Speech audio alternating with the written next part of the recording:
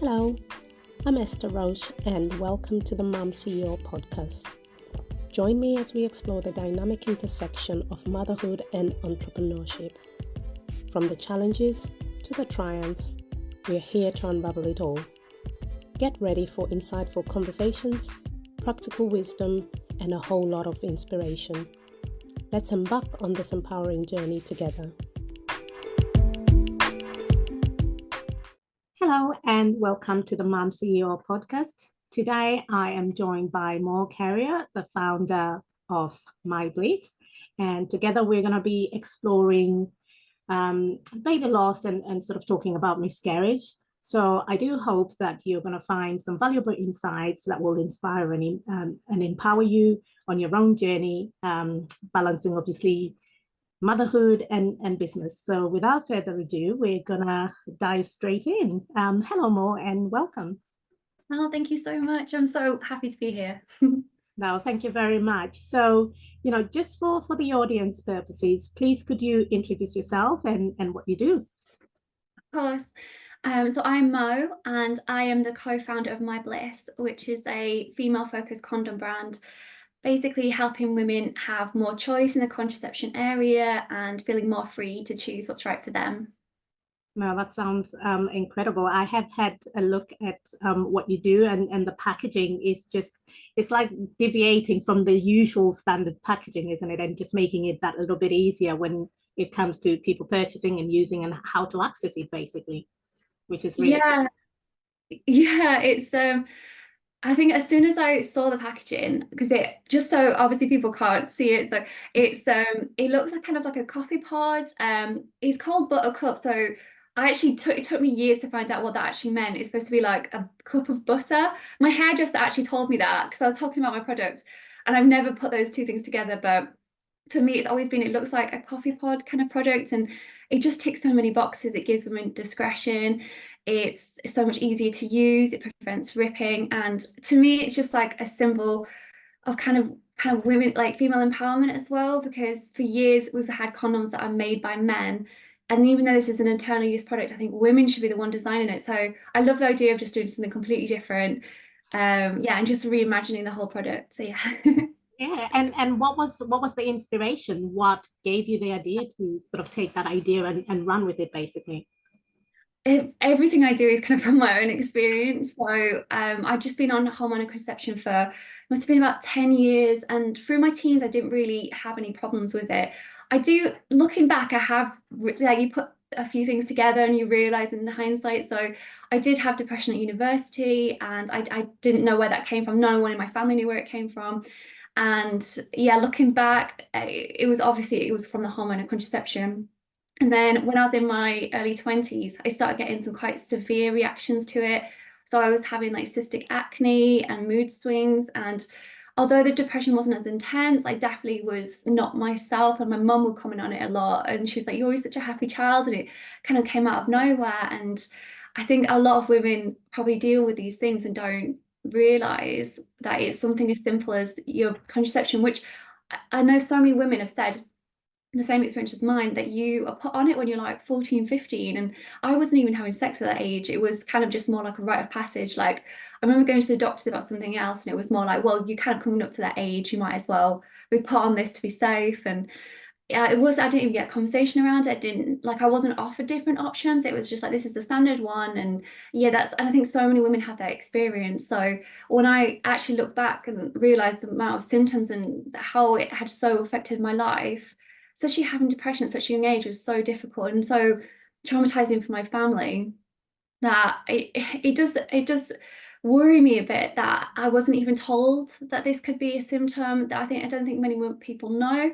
Now, I would never like want to discourage people from trying hormonal contraception. I just think we really need to educate women and let them know what they're being put on, and especially at a young age. I don't think the pill should be the definite option, like the one that we all start on. I don't think that's necessarily right. I think we really should start with education and just letting people know that there are different options, and like you might have a reaction. And I think making people aware that like depression and acne and stuff like that can be a side effect, which I didn't even know. So obviously when it came to my time having that, I was totally bewildered and just didn't understand, and was trying to like find out a cause, and it was just, obviously took years to realize. So it's a very long-winded explanation, but I basically, when I found out that it was because of my hormonal contraception, I decided to come off it, and I couldn't find, basic condoms felt right for me because it felt more shared between me and my partner. Yeah. So I decided to, yeah, after years of having the burden, I really wanted something that felt we were both kind of using it. It was our shared method. And yeah, and I loved it, but I just found the packaging and the designs and the ingredients were just quite shocking. Like you don't see ingredients on condoms, even though they are an internal use product. I don't think many women know that you shouldn't actually use fragrance condoms or flavored condoms. What should I say, vaginally. They're only supposed to be kind of like orally, but I don't think many people know that. A lot of women feel kind of like dissuaded from using condoms because they get a reaction and they don't realize it's the ingredients, it's not condoms in general. So yeah, I went on this big thing of like years. I think it took 3 years of like researching, talking to so many women and finding a product that would actually work for them. So yeah, here we are. This is how it all happened. Now it sounds like such an incredible journey. And you mentioned something there, because from my part of the world, where I was born and came from, it's not common that you will just get a contraceptives. Most of the Yeah. time that ends up happening once you've now become a mom, and you're now in a relationship and everything. So it's interesting that this was introduced at such a young age.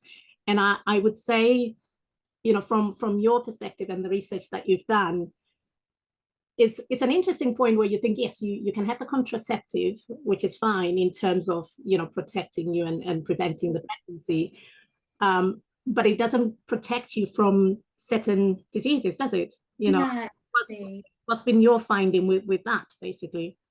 Yeah, so not only has the side effects, a lot of women, our bodies are made so differently from each other that a lot of people have quite severe reactions that way. But like with STDs, I recently had an article in Independent, and it was awful because I had to admit that I got chlamydia at university, and it was awful. But I kind of knew, like, I had a few younger people in my family had gone through a similar experience, and I felt if I had to do it for them and change this narrative around women feeling ashamed of having STDs, ashamed of like having sex.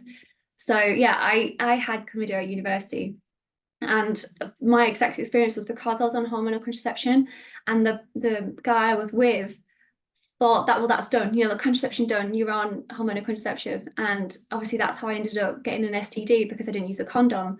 Yeah. So yeah, and it was such an awful experience. I think this, even though I felt like I was quite like an open-minded person and like empowered, I felt so ashamed of it. It was a real moment where I didn't, I thought I knew who I was, and this kind of changed it. And weirdly, when I was talking to this other younger person that went through the same thing, they were like, it's just, yeah, exactly the same. You were like, who am I? Like, this is not what I thought I was about. You still associate STDs with like sex work and stuff. It's not something you think is like every day, but it really is. It's, the statistics are shocking. And I think that I can't remember the statistic off the top of my head, but there has been like an increase from like in recent years, which you think with the amount of like how available they are, they shouldn't, basically STDs shouldn't be rising. But I honestly think it's partly because of the fact that so many women are on hormonal contraception and don't use condoms. So yeah, it's quite that's another thing that we're really trying to solve with MyBliss, and just raising awareness that if you are on hormonal conception, please use condoms if you're getting a new partner, and make sure you're having like regular STD checks at your local clinic. It's so important. So it's, with these condoms, it's like I feel like I've got so many battles that I'm trying to help with. I mean, there's so many things that we could work on, and like I was saying, there's on another side, there's women, like I've spoken from doing this, being on this journey, I've spoken to so many amazing women who've like nearly died from hormonal contraception, which obviously those are extreme cases, and I don't want to put anyone off. Those are extreme cases, and I most likely will not happen to you, but they do happen in some circumstances. And I think those women especially are like very open about there just needs to be more awareness. And I think what's quite exciting at the moment, I don't know how long it will be till this kind of happens, but there's a lot of people campaigning to have everyone has their DNA kind of checked before they're put on contraception, so we can kind of realize what's going to cause a problem before we actually try it. Like I think it's just well known that with contraception it's very trial and error for a lot of people, and I think that's the same with like antidepressants and stuff as well. Mm. And that's awful. You think people are suffering for like weeks and months trying to find what's right for them. And as well, I don't think people do sometimes do that. I think sometimes they kind of just stick and accept it's part of the experience. I think a lot of women on hormonal contraception can say that they're like, yes, these are awful side effects, but that's just the female experience. So I've gone off a bit around, but there's just so many areas that To be honest, I think it's, like the things you're mentioning are so, so important. And I think it's almost like getting that message across to say, as much as it's on a contraceptives, whether hormonal or non-hormonal, the bottom line is, people need to check themselves and just make sure they haven't got any like STIs and all those kind of things before they start involving themselves without the protection, and that is important. But I think if you're told that the contraceptive, that's it, that's all you need, you don't really think beyond. And the youth don't know that, do they? Exactly. I think a new thing as well that I've kind of been told about and made aware of is that a lot of men see kind of contraception as like a woman's problem. So they don't put two and two together that they'll also need to use a condom because they're kind of thinking, yeah, women do contraception and that's just pregnancy.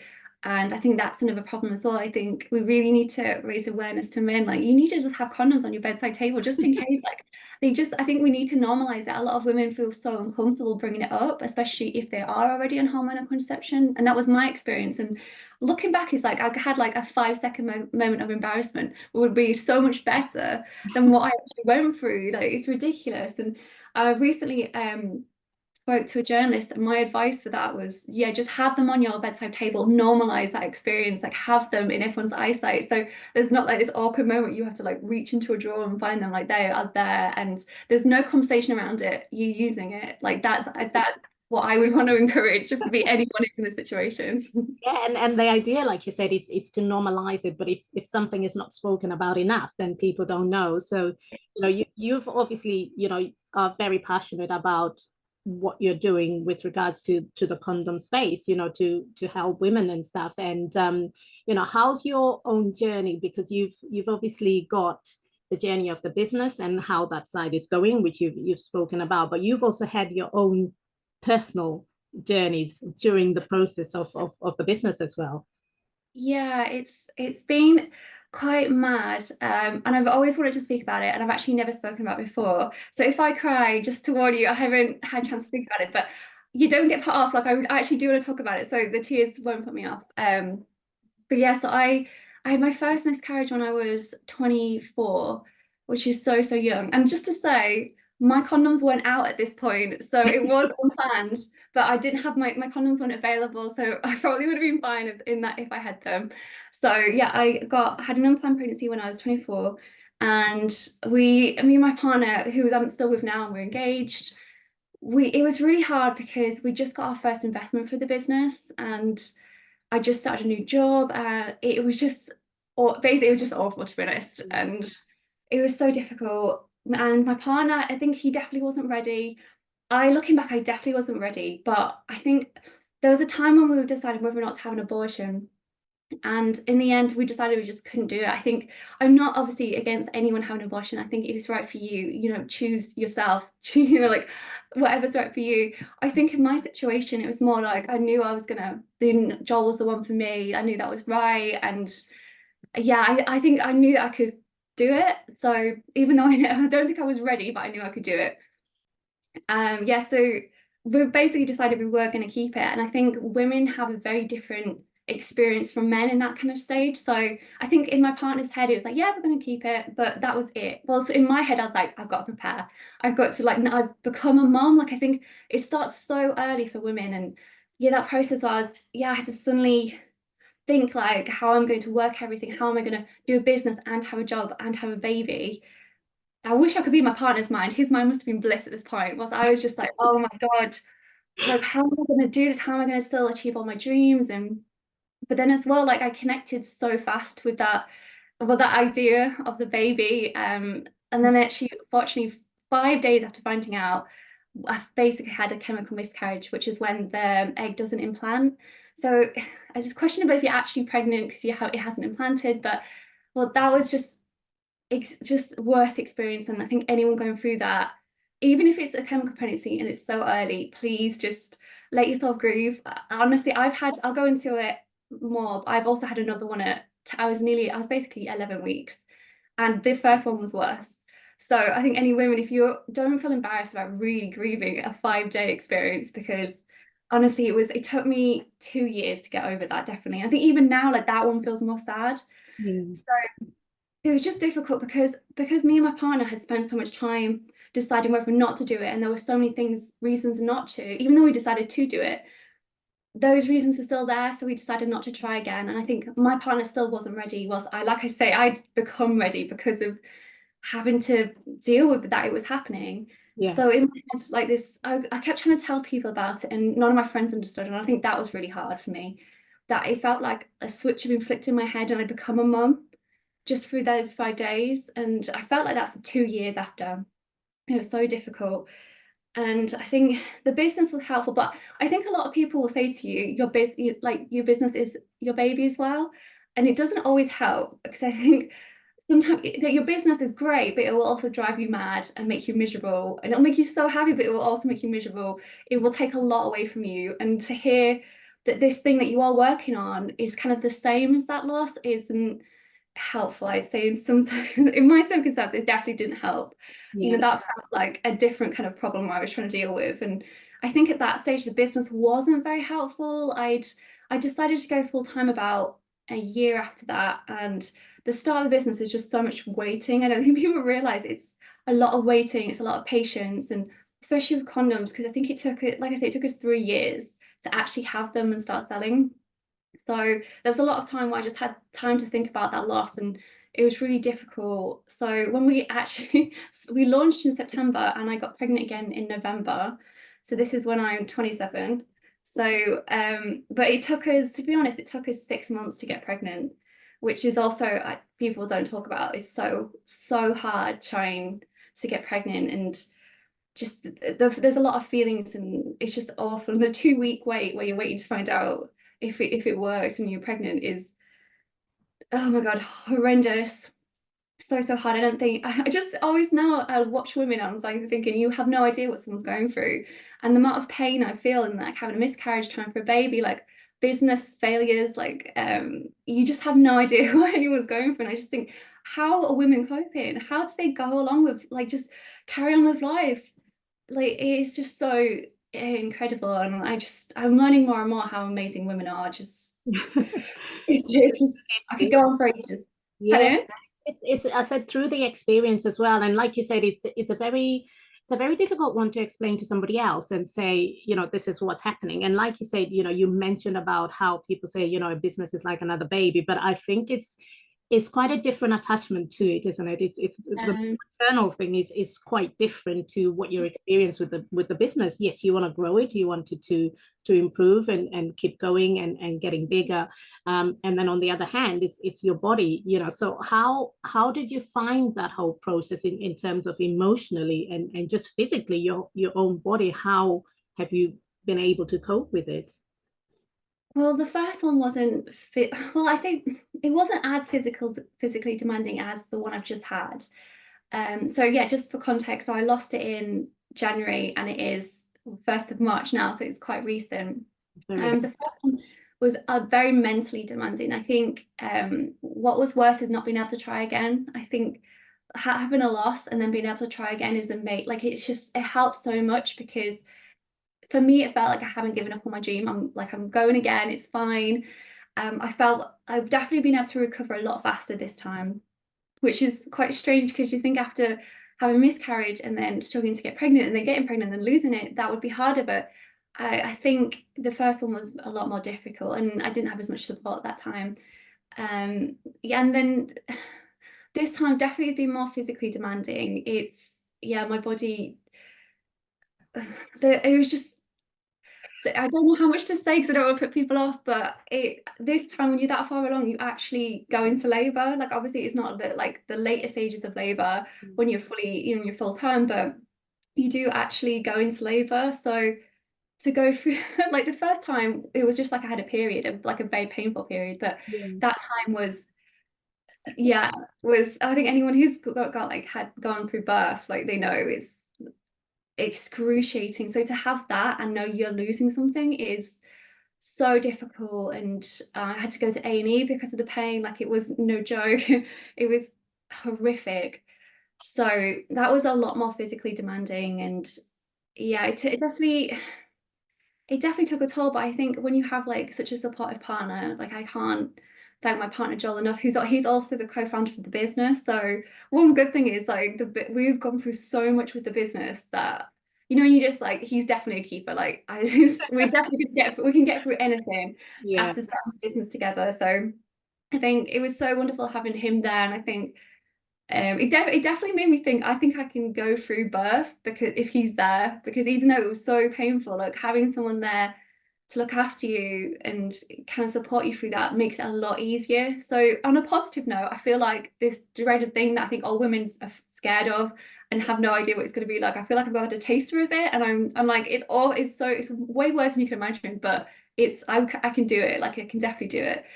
I just need drugs when I ever do it again. Because yeah, horrendous. But yeah, it was, I'd say this time my business is launched. I'm distracted with the business. It's a lot easier. And I have chance to talk about like things I'm passionate about, and especially I'm not working this time. Like when I say I'm not working, I mean like I'm not working for someone else. Yeah. So the first time I was, and I was scared of losing my job. So I was like, right, I've got to snap back into it and just, you know, get through this. And there was a lot of times where I just wasn't there. I think anyone who's been through grief, you just do not care anymore. Yeah. Um, Absolutely. so yeah, so that was really hard to kind of, especially someone else's project. I know that sounds terrible, but I could not care less about his project at that stage. So that was really hard. Whilst this time I could literally give myself a week off. Like I kept saying to myself, I'm going to give myself 2 weeks off. And those 2 weeks never happened, which I think anyone who's a CEO or an entrepreneur can understand. Nice. Yeah, I never got any time off. Yeah. But it was such a good distraction. Like we've recently been named like the best condom in 2024 in like Cosmo and Men's Health. And those things really help when you've That's been fantastic. struggling with this. Yeah, it was really helpful. And I think the first time my business did not help the situation, but this time it really has. Yeah. It's been this little support. I feel like I've got this foundation and I'm okay and everything's fine. And I think the only difficult thing was I had to do an investment pitch 3 days after my miscarriage, which was, so obviously I was still miscarrying at the, when I say miscarrying, I was still like everything was still coming out, and that was horrendous. Are we talking like just recently in January? Yeah, so yeah, but we actually ended up getting through onto that program, so that's obviously great. And looking back to think I did that 3 days after what had happened, that's what I mean when you just like used to, I keep being astonished by women, and to have my own moment of being like, wow, I can't believe I managed to do that. That's incredible. Yeah, it really helps. And I think my biggest thing that I've learned from this one is, so this sounds so big-headed, but I just realized I'm quite strong, which I don't think anyone can undervalue. I think to actually be like, wow, I'm actually quite strong. Like I can talk about this, and I know I can get over it this time, and I can, you know, I'm going to try again. Like even whatever happens, I think I've learned a lesson that I think I can get through a lot. And yeah, no, it's made me definitely more passionate about telling people about everything that you're going through. I think sometimes I'm like, why am I talking about miscarriages? Like I own a condom company. Like those things don't, they seem very different. But I think I felt so alone with the first one. I had no examples of someone who was 24, accidentally got pregnant, miscarried, and then had this burning desire for a baby. I've never heard of that experience on anybody. And I felt so alone. And none of my friends were in that stage of wanting babies, so they did not get it. And it was so isolating. I remember feeling like I was going crazy because I couldn't understand why because I think if I hadn't had that miscarriage, I wouldn't have felt like that. I think I would have been happy waiting until like the age I am now, or probably later. It obviously like changed me quite seriously. And whilst this time, like my other friend is trying for a baby, and it seems quite normal, and everybody I know knows that I'm trying for a baby. It's very open, so it's a lot easier, and yeah, so much better.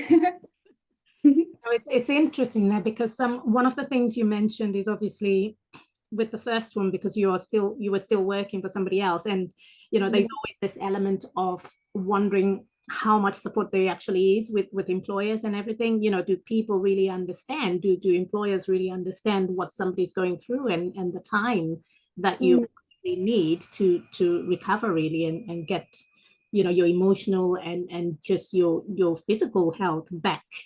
Yeah, yeah, it really worries me because I don't I don't think I'd be this okay if it hadn't been the fact that I was in charge. I could cry whilst working whenever I wanted. Like I think one big thing for me was if you feel sad, literally feel it. I will stop working and I'll just cry for a little bit. Or Mm, like I'll ring my mum and I'll just go through it with her again. And or I'll ring Joel. I give myself that time. But I worry so much. Like miscarriages are so common. I think this might be wrong, but I remember when I was obviously going through the miscarriage, the nurses were saying I think it's like 1 in 4 pregnancies are miscarriages, which is isn't it? Yeah. it's so staggering. You think so many women have gone through this, and you wouldn't know. Like no one. I've spoken to so many people now. They don't tell anyone. They just go into work and act like everything's normal. And it's just so awful. And I think that's the one thing I have an issue with about the 12 waiting until you're 12 weeks, because I told everybody straight. I think because everyone was so excited for me to get pregnant. Everybody I knew about it. I even told like someone at my local shop like that I was pregnant. I was so excited. And that actually really helped. Well, I think it helped for me because I like heal by talking about things. I know some people don't. Like my partner Joel, I don't think he loves the fact that quite a few people knew. I think it's for him it meant having to have so many difficult conversations. Whilst with me, it was like everyone like sprang into action as soon as it was happening. And my in-laws all came round. My best friend came over the next day and was like holding my hand through it. Like that was so important to me. And so but that's what the issue I have with people who are working as well. If you're less than 12 weeks, no one knows, your employer probably doesn't know. And you just have to, when are you going to have that conversation? So you've got to go to them and say, I was pregnant and I've lost it. It seems like you've got to have so many different conversations to get to where you actually are. So Absolutely. obviously it's to everyone's discretion, and it's definitely if you feel comfortable talking about difficult things, like I would maybe see if you'd happy telling people earlier, but if you don't, obviously wait till 12 weeks. But I just worry it's kind of like these things where it's like women should just keep quiet, like wait till you're 12 weeks, because if you lose it, no one wants to know. That's kind of what it feels like. And Yeah, difficult, isn't it? Yeah, it's a difficult one. Like, now that you've put it into context with the fact of having to wait till 12 weeks, but sometimes you're going through things before that 12-week mark, you're not feeling yourself. Some people have sickness, and those kind of things, and it's having to keep it under wraps if that Yeah, it's hard, isn't it? it's awful. Like those first pregnancies, you're so ill, and the fact that you have to just go around like as if it's normal. And I think that's so different. You should be having all the support, like everybody who's kind of in charge of you. Like when I say in charge of me, like who's kind of like like your support network at work. Those people should know that you're in that situation to be able to say. For me, I had to tell. It actually was awful. So my first one, I had to tell him I had COVID. Well, obviously it didn't, but I just didn't want to talk about what was happening. So at that time, it was me deciding whether or not to have an abortion. So Yeah. how the hell do you tell an employer I'm going crazy because I'm deciding whether or not to have an abortion? It was, yeah, it was terrible. And my work was terrible. And my mum's amazing, but she was like, you shouldn't be talking to me on the phone. You should be working. You're going to get fired. And I was like, that is the least of my worries right now. I'm trying to make this huge decision. I'm just going out of my mind. And I eventually told him he rang up a few weeks after and he was like, he thought he'd given me COVID because it turns out he'd had COVID. And I was just like, no, you didn't give me COVID. And I had to tell him.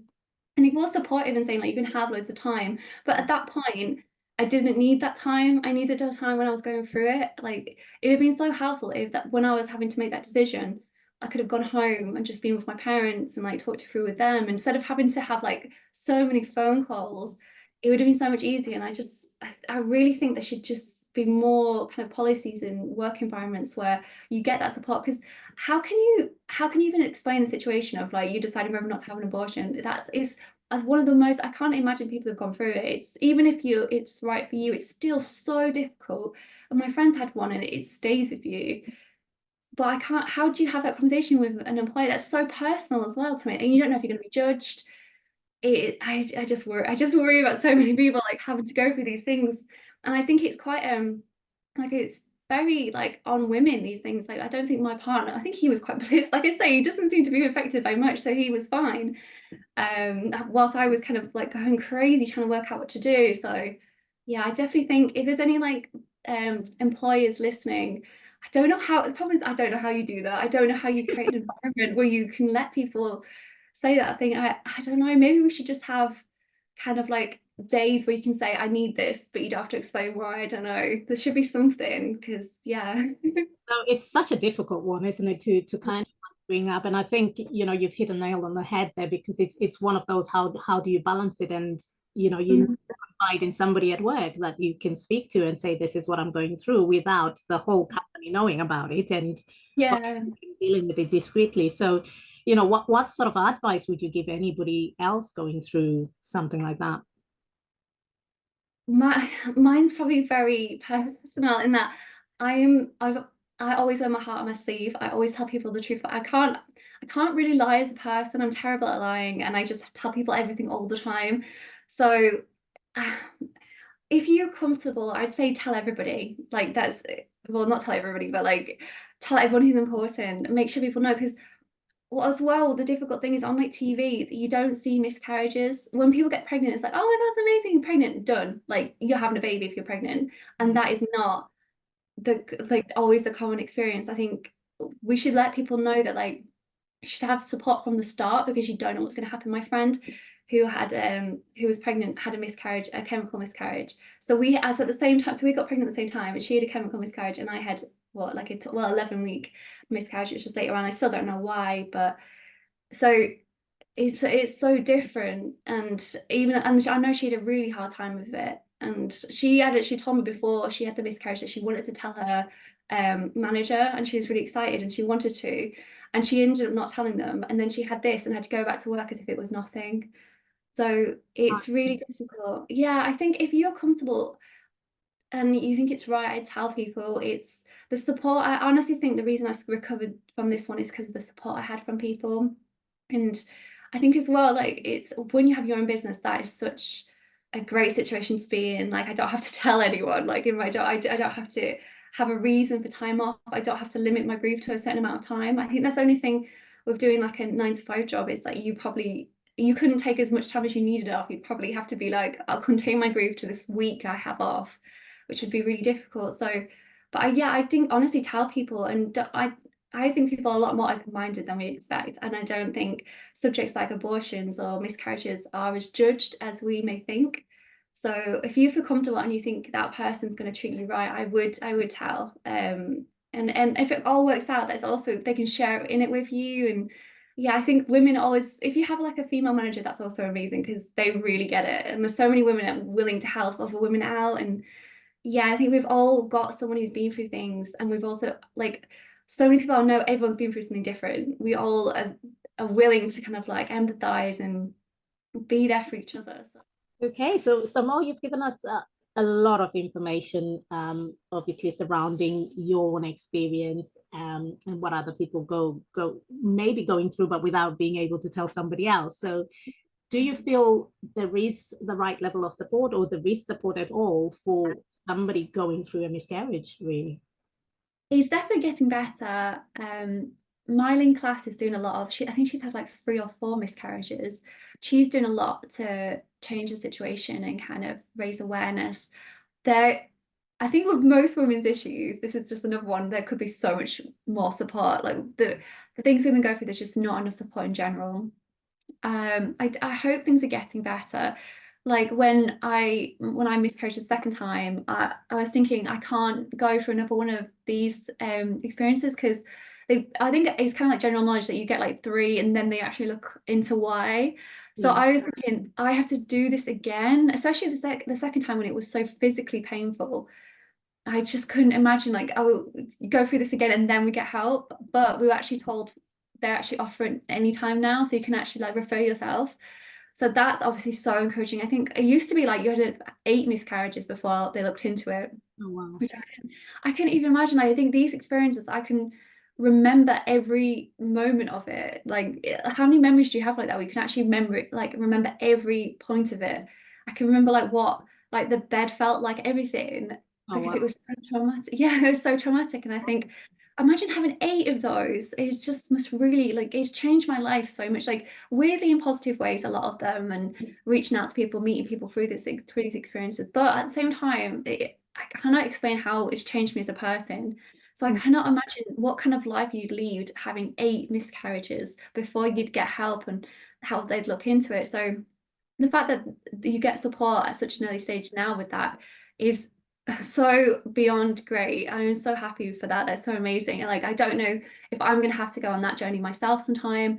Me and my partner are still trying, so we're hoping that we'll be able to get pregnant. I hope, oh my God, I hope it works this time. I'd be so happy if it works out. So we'll see. If it does work out, you'll probably see on my Instagram I'm a very happy person. So we'll see. I don't know. I don't know if I'll tell people till, I don't know when I'll tell people this. Well, we'll see. You know, I don't know. I think every time I'm like, I have an idea of what I'm going to do, and then it never works out that way. So we'll see. It might be a journey I have to go myself with to find out what's wrong. Yeah, and But obviously, given you're in that trying phase as well, how is business looking? You know, no big pitches coming up. actually, yeah, I'm really scared about this. I've got to go. So I live in Manchester. I've got to, because we got in this investment program. I can't reveal the name of it yet because they're not revealing like who got in it yet. But I've got to spend a week in London. And just to let everybody know, I am absolutely terrified of public speaking, like genuinely to my core, terrified of public speaking. And it's a week of public speaking, basically, like practicing, yeah, practicing pitches. So that's going to be so difficult. And then the week after that, I've got to do I've got to do an event, and I've got to have 2 days where I'm like on an like exhibition stand on my own. So that's great. And then in June, I have to speak to hundreds of people. So no, yes, I do have scary pictures coming, which is also difficult. I don't know if anyone else goes through this as a CEO. I'm like, I don't know what caused my miscarriages, and this idea that I will be absolutely terrified in all these experiences, like so scared. And because the doctors don't ever tell you what caused it. And I think my partner's always like, it's not stress, don't worry.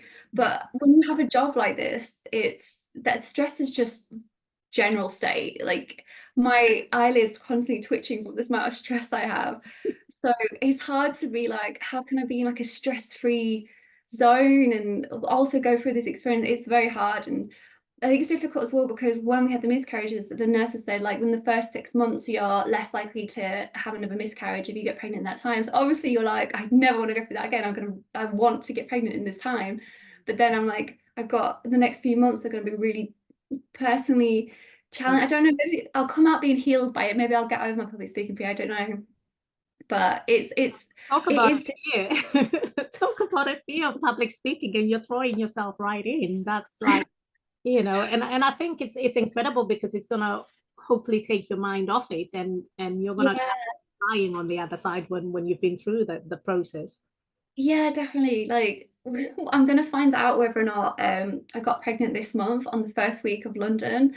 So, but it's a good. I think it's good and bad because if I find out I'm not pregnant, I can drink prosecco with everybody and I can focus on my business achievements, and that will be nice. And if it is good news, I can. Well, I don't. Obviously, I won't know for sure because I don't plan to do a pregnancy test that week. But at least I can like have a little like joyful heart for a little bit, and I think it'll take my mind off like checking to see if it's something wrong is going wrong. I think that, so it's kind of like it's not how you imagine it. You want to be like at home with your partner being like, oh, like really happy in that way, but I'm gonna be stressed and terrified speaking in front of people. But maybe it's the best thing. I think that pitch I had to do 3 days after, it was awful, but it helped. I think made me realize there's more going on in my life. I had something I'd worked on for years was actually working out.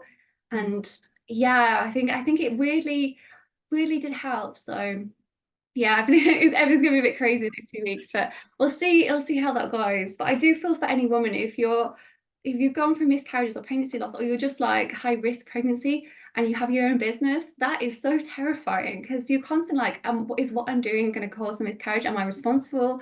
I know myself, like I had to go through all the things I'd be doing on the business and being like, how stressed was I at that point? But my level of stress is probably much higher than any normal person's level of stress. So it's hard to gauge how much effect that had. So I've just got to be hopeful that maybe it'll be fine. And I don't know, maybe my body will be tougher this time. I don't know. It is difficult. It's difficult, but I think, saying that yes, business is tough and people don't talk about it. Sometimes I say we see the glitzy, the glam, and all Yeah. this stuff. We don't really see what's going on behind the scenes. But Mm. another advantage that you mentioned earlier is the fact that having that flexibility, having that time to yourself. Because if you're working for somebody else, you wouldn't be able to have as much time or take the Mm. time when you need to take the time. Yeah, exactly. It's such a it's amazing. Like the business, I was actually managed to do this because my partner supports us full time, and I'm so grateful for that. So I don't have to have like a side job because it is the business is so I don't know how people do too. I've spoken to so many female founders and they also have like two other jobs and children. And I'm just like you yourself, that is baffling to me. I don't know how you do it because after the miscarriage, I did that pitch, and then the next day I just literally laid on the sofa and watched TV.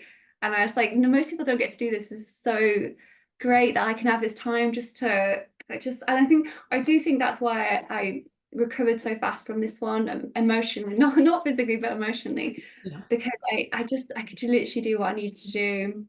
And like I said, I did keep saying to myself, I'm gonna have 2 weeks off. I'll go see my family. I'm going to have 2 weeks off, and that 2 weeks never happened. But I think even knowing you could, like if I desperately needed it, I could have made that time. But I think sometimes when it's your own project, it's kind of healing in itself. I know sometimes when I felt so overwhelmed with the grief of what happened and just the why God, like why would this happen to me again?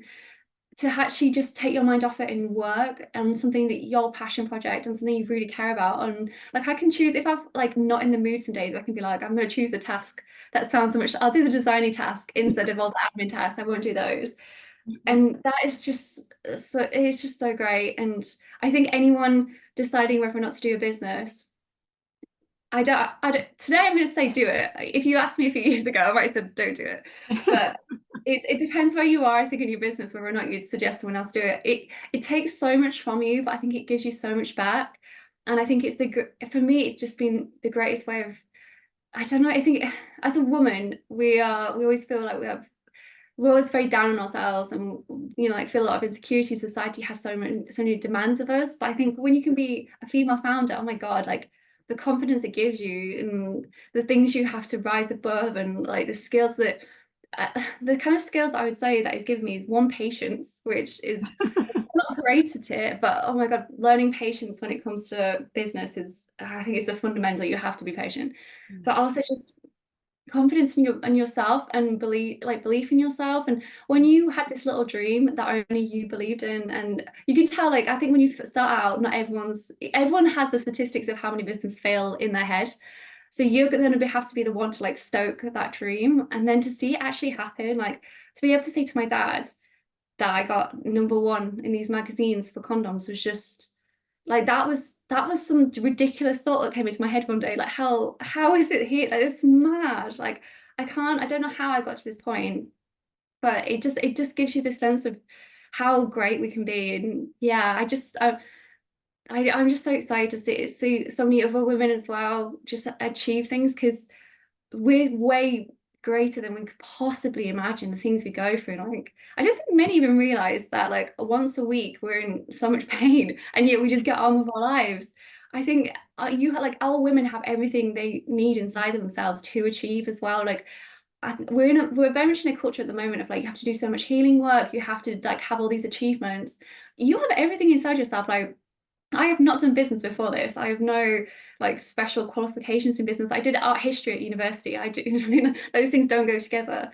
And yeah, I've managed to do all this, and it's because I had everything inside myself. And so, yeah, so I'd say at this point, ask me in a week or two when things go wrong. But at this point, I'd say if you have like a vision of a business or some kind of idea, honestly do it, because it is the greatest gift. It's also a curse, but it's the greatest gift you'll ever give to yourself. And if like in these circumstances in the future when like when things might be harder, it is just such a great gift because like I said, the way I could support myself through this has been amazing, and I just wish all women could have it. I think one day when I could hire people, I think I would just be so concerned with making sure that women have time, that women are supported, that if they need time off, don't ask questions, because we're all going through things, and it's so important to give people that time to recover. So yeah, I think if you go through all this, I think you do become a better leader as well. And yeah, I hope we can in the future be more supportive to employees and actually recognize that like we work to live, we don't live to work. So it's important to support them. Yeah, Yeah. no, that's incredible. It's been such an insightful chat today with you, Mo, and it's incredible to see how much you can keep moving forward, if that makes sense, with everything else going around. And like you said, with women, we've got, all of us go through different journeys and we have different experiences in life. But if you have that motivation and that drive, then you Yeah. keep going, won't you? You won't just give up and close that door and just think, that's it, I'm not doing anymore. Mm. It's kind of like you've taken that, you're still so young and you have so much ahead of you, and it's incredible to see how much you've actually achieved to date and what you've had to go through, and just managed to go through it all. It's incredible, just amazing. So well done. So Oh, now, thank you. When I have a bad day, I'm going to remember that you said that, try and boost myself up again. it's really, honestly, and I do hope that the audience is going to be really inspired by listening to you. We'll have some links to, obviously, where they can find you, and if anybody wants to reach out or say anything, but also, people can comment on the actual podcast, and sort of, if you have any comments or any questions that you may have, just drop them down. But it's been absolutely wonderful having you, Mo, and thank you very much for today. Thank you.